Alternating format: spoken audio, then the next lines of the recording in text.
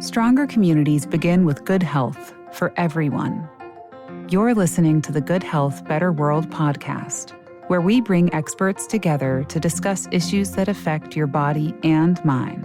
This season, we talk about empowering women in their health journey across their lifespan and uncover challenges and opportunities in clinical advances in women's health. Good Health, Better World is presented by UPMC Health Plan. I'm your host, Dr. Ellen Beckjord. Let's dive right in. In this episode, Stacey Shankle, a certified women's health nurse practitioner who specializes in obstetrics and gynecology at the Midlife Health Center and gyne specialties at UPMC Magee-Womens Hospital, talks about health and healthcare for women throughout the course of their lives. Stacey, thanks so much for joining us on Good Health, Better World. Thanks for having me, Ellen. Just to start kind of at a foundational level, can you walk us through the main stages or milestones of a woman's lifetime, especially ones that are relevant to her reproductive health? The four main milestones of a woman's life would be puberty or menarche, which is the first time a woman gets her period.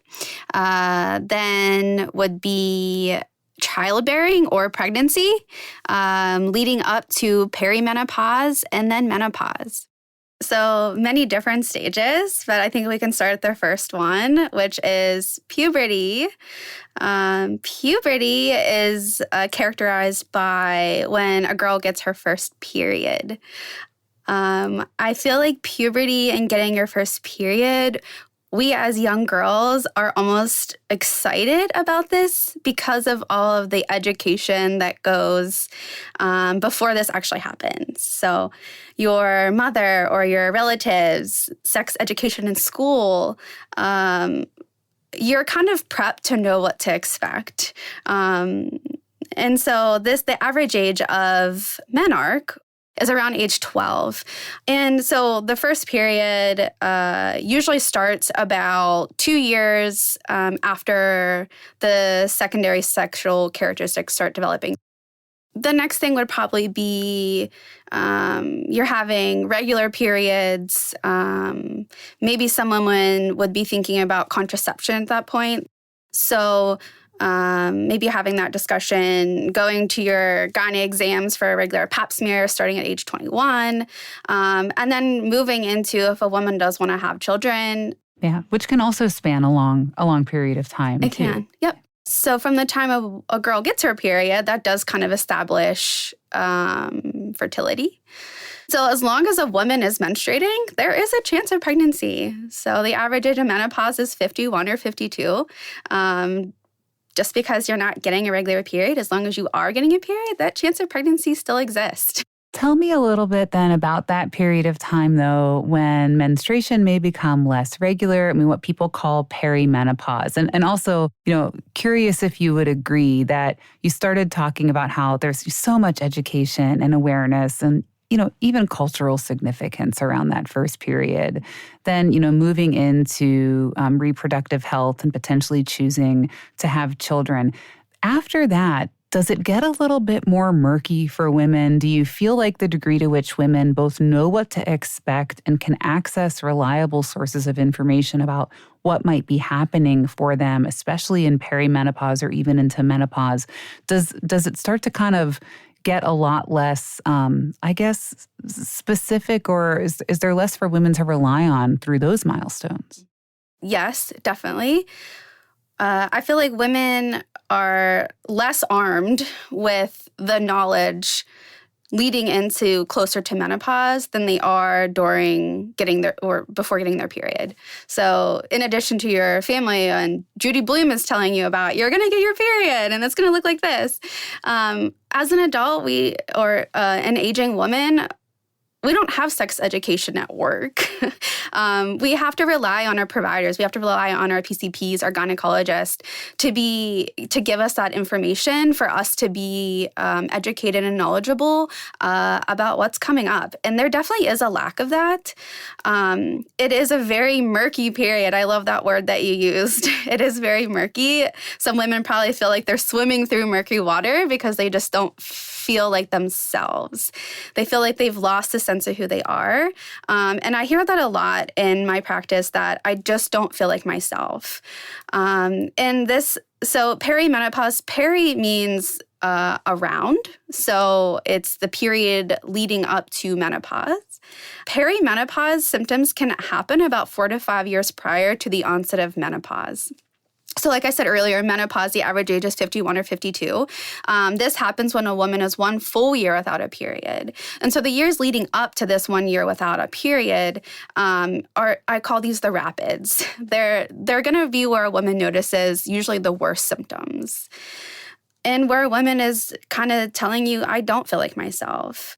So when you say rapids, you mean like sort of like whitewater rafting type rapids, Yes.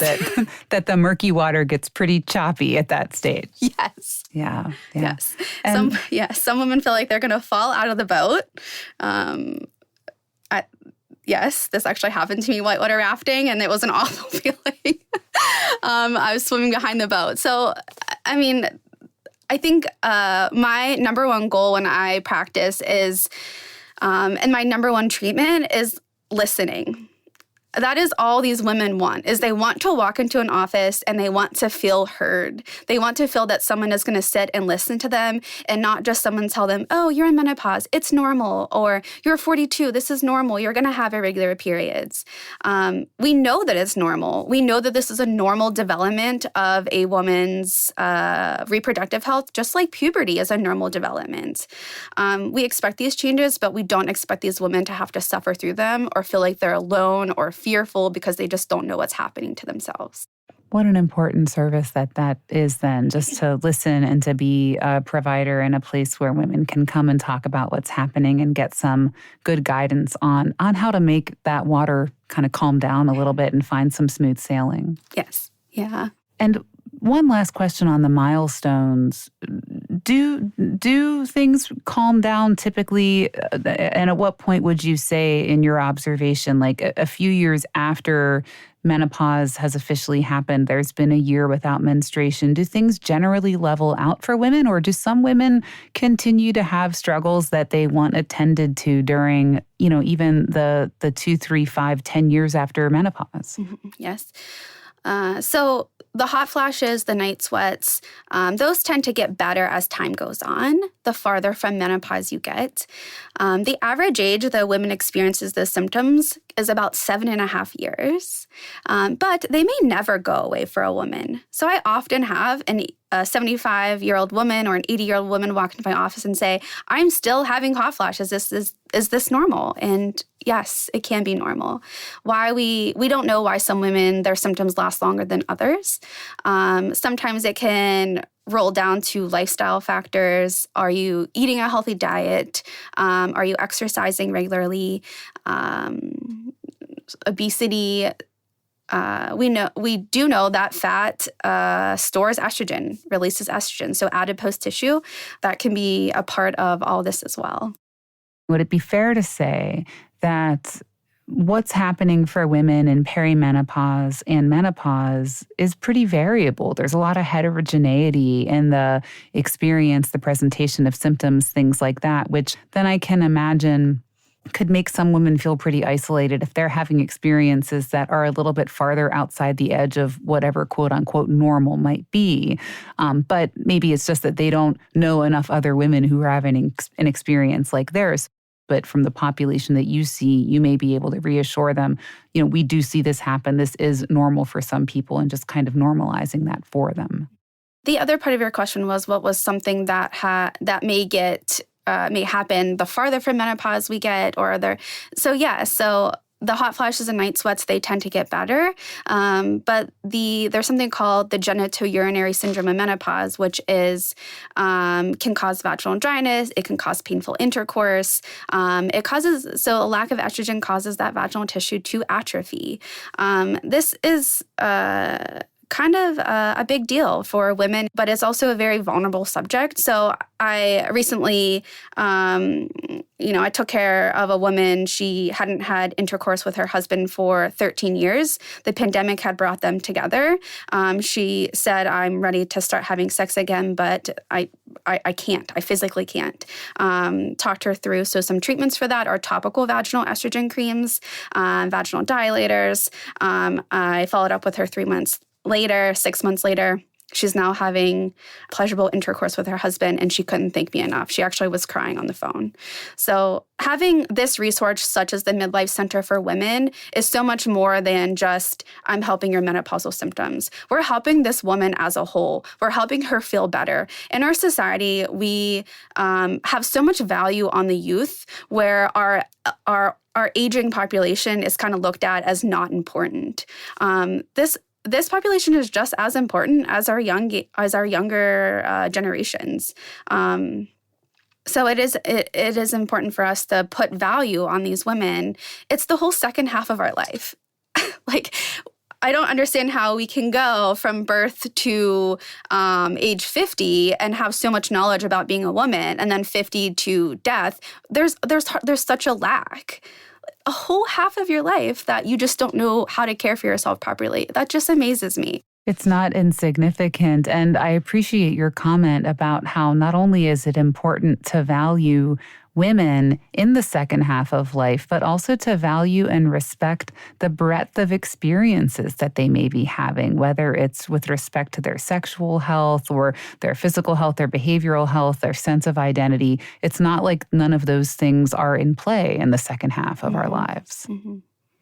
Well, let's talk about the Midlife Center. And you're an expert in midlife health. Tell us what midlife means and some important things to know about this time in our life. The Midlife Center at Magee specializes in gynecological care for women 35 and older that are no longer bearing children. They've completed their childbearing, or they just never plan on having a child. So essentially, we don't care for women that are planning on becoming pregnant or are pregnant. And so women 35 and older for their whole life thereafter.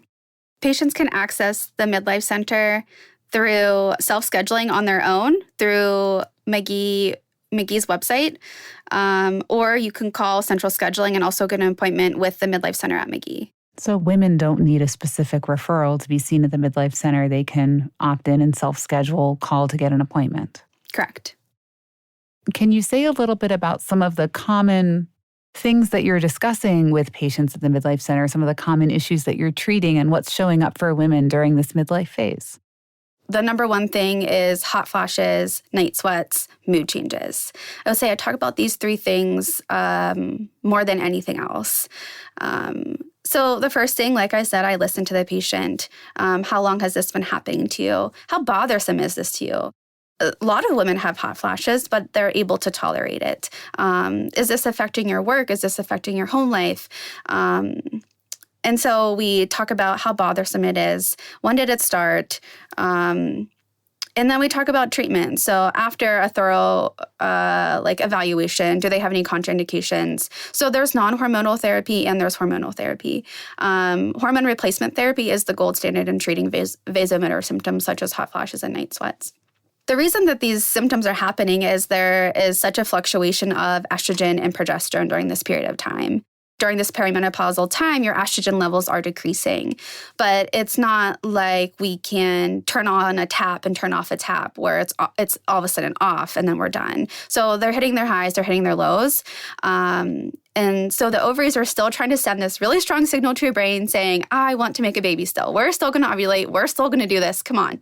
And that's where the hormonal fluctuations just kind of go haywire and produce hot flashes, night sweats, mood changes, joint pain, insomnia, brain fog. That's another big one. And so I sit down and have a discussion about non-hormonal treatments, such as we use SSRIs or antidepressants to help vasomotor symptoms. Another one is called gabapentin or Neurontin, which can help night sweats. So that's used mostly if women are complaining, I'm waking up 3-4 times a night, sometimes more. I feel like I'm swimming in a pool of sweat. My pajamas are drenched. Some patients are sadly have to say they have to keep a change of pajamas next to their bedside table and wake up in the middle of the night and change because they're drenched. Some women are spending thousands of dollars on cooling mattresses and everything just to try to help themselves, which it can't help, but in the long run, it's not going to treat their symptoms.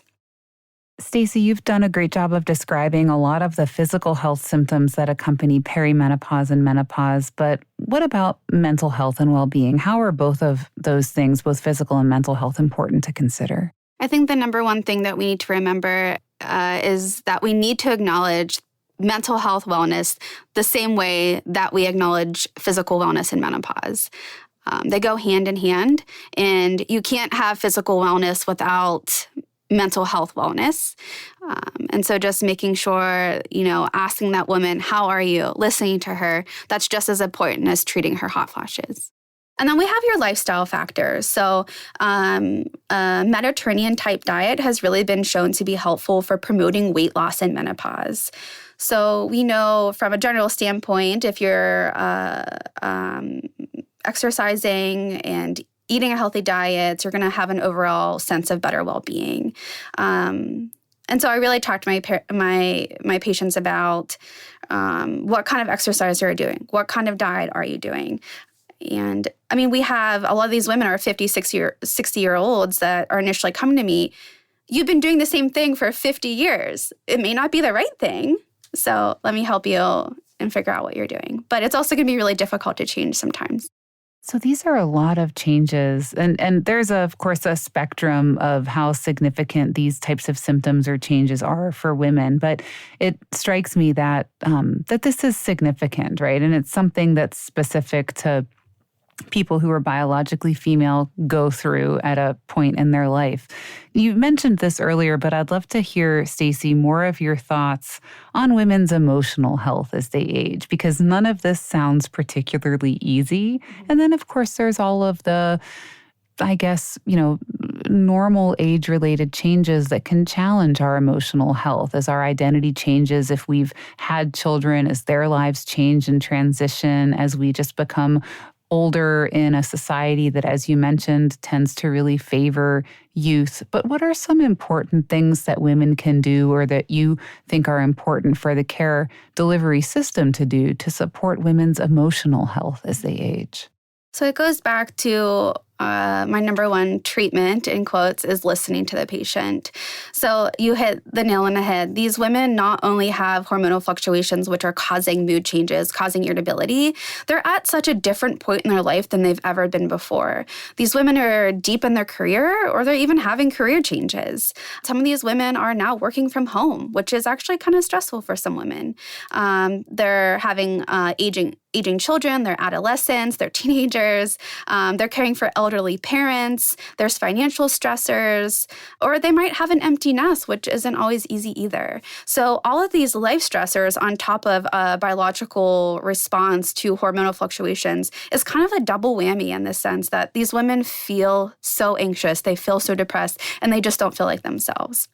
So a lot of women go into talking about their family and talking about their children, and I will literally just look at them and be like, how are you? How are you? How many times you go to a doctor and they literally just sit down and ask that question, how are you doing? These women want to feel heard. They want to feel supported. And so I will help them get the resources that they need, such as therapy, cognitive behavioral therapy. The other big piece of mental health is stress relief. So like yoga, meditation, really doing different techniques to help you feel less stressed, which in turn can help decrease the increased cortisol level that comes along with increased stress as well. Do you notice, is it a big shift for some women to make? So it sounds like first it's a big shift for a lot of women that you work with to even be able to focus on themselves and answer that question, how are you doing? Don't tell me how your kids are doing. Don't tell me how you're significant. How are you doing? There's lots of barriers, I think, for most folks to adopt really solid evidence-based self-care regimens. But are there extra barriers, in your view, for women related to just being willing to take the time and devote their resources to themselves?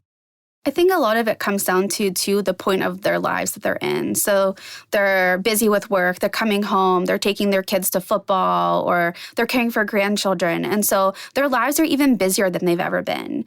They are working through their lunch hour because they're trying to meet deadlines, or they're not drinking enough water because they're not taking enough breaks because they're just so busy. They get home and they're so fatigued, not just from the hormones, but because they've just ran themselves dry. Then you just turn on you binge your favorite show, you lay down and you order takeout. So it's like this vicious cycle of it's so hard to get out of that busy life. But really just giving these women the tools and the empowerment to arm themselves with and the knowledge that there is light at the end of the tunnel. There is people here to support them. There is help. And that's what I really want my patients to know and the midlife population. It's so interesting as we talk about this, and I'll confess that it's a light bulb is going off for me, which is I think in my head, erroneously, I think of menopause as kind of co-occurring with retirement age, but I'm like more than a decade off, right? So you're pointing out that all of these changes and challenges that accompany perimenopause and menopause are intersecting with a timeline in many women's lives when they are at their busiest, at the peak of their career. It's sort of I think of adolescence as the Olympics of parenting, right? Not that there aren't challenges before and after that, but it certainly isn't known for a time in parenting where you can really phone it in or put it on cruise control. And so all of these significant things happening in a woman's life at that age of 51 or 52 are when she crashes into all of these hormonal changes. And so it's occurring at a really challenging time when women certainly may not need one more thing to manage, but here it is. They've got to figure out how to manage this. So it's wonderful to know about the kinds of help that are available to support women going through this.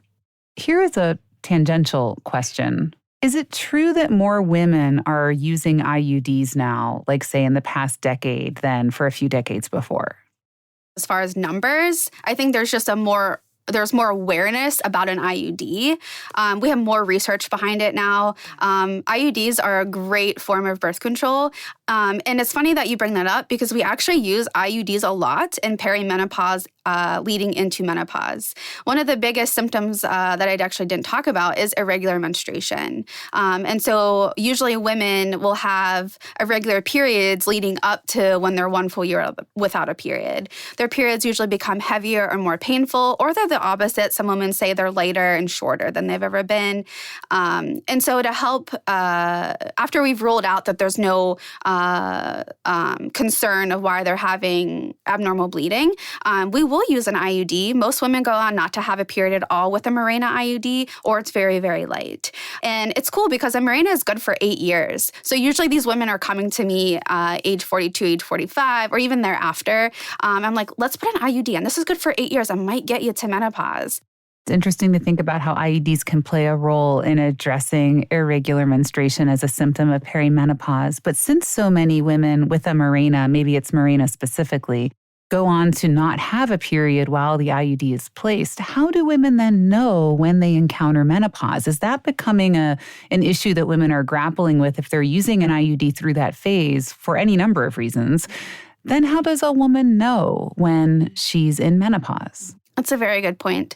So most women go on not to have a period at all. You can check hormones at that point. So as I said, there are some reasons that it is medically okay and would give us more info than not is to check it during that time.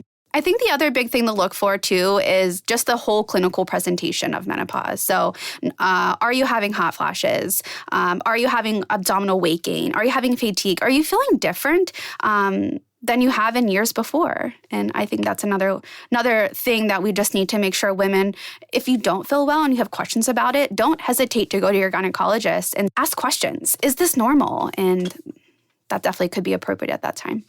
Stacey, you've done a wonderful job of really illuminating a lot of challenging circumstances and experiences that women can encounter in midlife. But I'd also like to ask what you're most hopeful about in the context of the future of women's health in midlife specifically. What are you excited about and what are you hopeful about? I think as a healthcare industry, per se, we are moving more towards wellness. And so I'm really hopeful that women will feel confident and be knowledgeable about their life in the midlife. We are always changing. So from puberty to menopause, and thereafter, we're always changing. We're always developing. And so I think we need to get better at incorporating this information into training programs, into even PCP, like preventative care. Hey, are you having menopausal symptoms? And just starting the discussion, maybe in a woman's 40s, in a woman's 30s, so she knows what to look for. And then just, I think, too, just tailoring research more towards menopausal women and this. So, for instance, one of the big fads now is hormone testing. And I get this question at least once or twice a day. Should we check my hormones? And the answer is no. Are there medical reasons to check your hormones? Certainly. But from a general standpoint, reproductive hormones are not gender specific. They are not age specific. And we don't have a target range to treat to. So such as your thyroid hormone, we know exactly through research where this should be for an optimal level. We have medication, we can treat you to exactly where you need to be. From a reproductive hormone standpoint for estrogen, we just don't have a number that is optimal. And so in our office, when we do start hormone replacement therapy, there is no need to do hormone testing. We do not need lab numbers to gauge your hormone therapy. What we do is we gauge, is this working for you? How do you feel? Are you still having hot flashes? If you are, we can increase the dose. If you feel good on that dose, let's just stay there. And so I think, as a society, just putting more real information out there that women will have and educate through their primary care, through their general gyne, starting way back to educating providers and doctors better in their training. And I'm hopeful for that. Do you think that's a message that women need to be reminded of, that it's okay to ask questions and to speak up if they're just feeling not like themselves or things are starting to change, that you would encourage them to bring that up and ask their healthcare providers about whatever it is they're feeling? 110%. I think it goes back to, I think sometimes the questions are so vulnerable and it can be somewhat embarrassing. But I think I love when my patients come in. I want my patients to ask me questions because I know that those questions are what means most to them instead of me just gauging the conversation. And so, yes, asking questions about, even if it's something so little that you don't think is a problem, ask it. Not only you're getting more information to care for yourself better, and that's what it's all about. Well, Stacey, I want to thank you so much for being a guest on the podcast, but I also really want to thank you for everything we talked about today and for the work that you're doing at the Midlife Health Center at UPMC Magee-Womens Hospital. What an important role that clinic is playing in the services you all provide for women in midlife and beyond. Thank you so much. Thank you for having me. It was a pleasure. UPMC Health Plan offers information and resources to help women enjoy the best health possible. Learn how we support women at every age and at every stage of life by visiting postindustrial.com/goodhealth. We hope you enjoyed this episode of Good Health, Better World, presented by UPMC Health Plan. This is your host, Dr. Ellen Beckjord. Be sure to tune in next time for more insight and visit postindustrial.com/goodhealth for resources and show notes. This podcast is for informational and educational purposes. It is not medical care or advice. Individuals in need of medical care should consult their personal care provider. Views and opinions expressed by the host and guests are solely their own and do not necessarily reflect those of UPMC Health Plan and its employees.